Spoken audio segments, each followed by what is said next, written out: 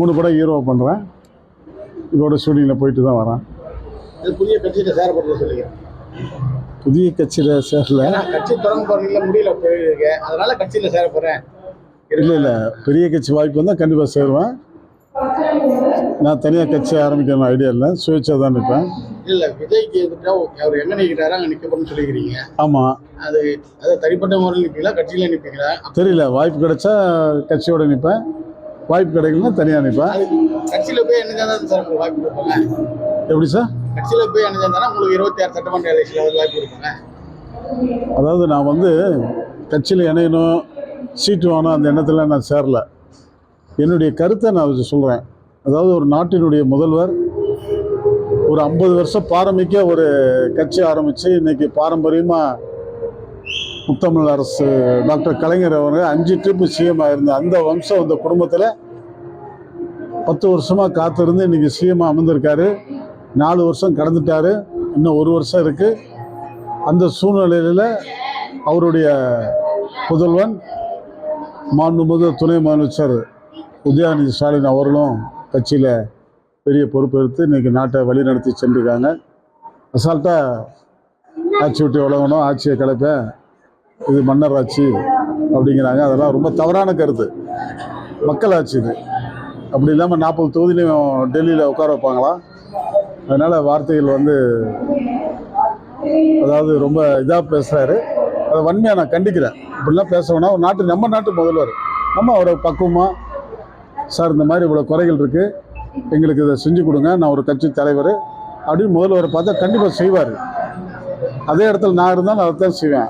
அதுக்காக ஒரு மாபெரும் கட்சி இன்றைக்கி நல்ல வழிநடத்தி செல்லக்கூடிய இந்த கட்சியை அவதூறாக பேசுகிறது மக்கள் மத்தியில் தவறான கருத்துக்களை தயவுசெய்து எடுத்து சொல்ல வேணான்னு கேட்குறேன். அவங்க எவ்வளோ கஷ்டப்பட்டு எவ்வளோ சிரமப்பட்டு ஆட்சியில் வந்திருக்காங்கிறது அவங்களுக்கு தான் தெரியும். நம்மலாம் திரைப்படத்துறையில் இருக்கிறோம். ஈஸியாக நாளைக்கு நினச்சா கூட சிஎம்மாக நடிக்கலாம், பிரைம் மினிஸ்டராக நடிக்கலாம். அது வேறு, சினிமா வேறு, அரசியல் வேறு. அதனால் எல்லாமே சினிமா நினச்சி நம்ம பேசக்கூடாது. வார்த்தைகளுக்கு ஒரு மதிப்பு மரியாதை இருக்குது.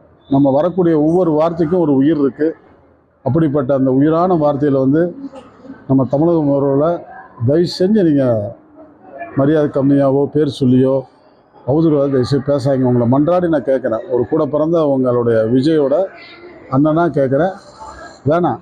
நம்ம கட்சி நீங்கள் வளர்த்துருக்கிறீங்க, உங்களுக்கு நல்லது என்ன செய்யணும் மக்களுக்கு எடுத்து சொல்லுங்கள். உங்களுடைய கொள்கையை சொல்லுங்கள், இல்லை அவங்க என்ன செய்யலையோ அதை எடுத்து சொல்லுங்கள்.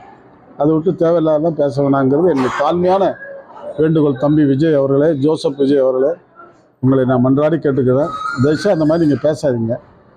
அது எனக்கும் இல்லை, என்னை சார்ந்த ரசிகர்களுக்கும் தாய்மார் எல்லாருமே எனக்கு ஃபோன் வருது, நீங்கள் பேசணும்லாம் கரெக்ட் தான் அப்படிங்கிறாங்க. ஏன் இந்த ஆதங்கம்?